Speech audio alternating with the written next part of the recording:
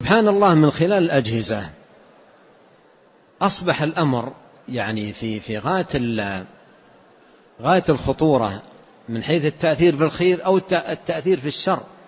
الآن الفائدة الطيبة عندما تنشرها من خلال هذه الوسائل تجدها في اللحظة الواحدة التي وضعتها في جهازك وضغطت عليها زرا واحدا في الجهاز، تجدها مجرد أن ضغطت هذا الزر وصلت إلى ماذا؟ إلى آفاق الدنيا وأطراف الأرض. ومثل ذلك في الشر الذي قد يضعها الإنسان.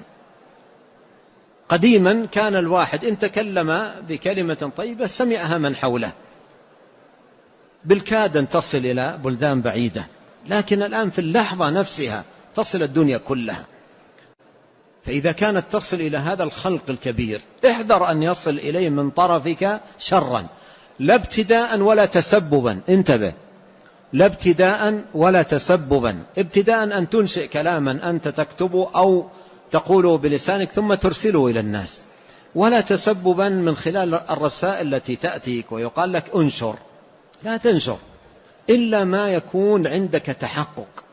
كم من الأحاديث الموضوعة تنشر ويكتب تحتها انشر تؤجر، وكم من التحقيقات الفاسدة والآراء الكاسدة والأقوال الضعيفة التي تنشر من خلال هذه الأجهزة. فلا تنشر شيئا منها لا ابتداء ولا تسببا، واذكر أن ما يكون في هذا الجهاز كله من عملك الذي ستحاسب عليه يوم القيامة.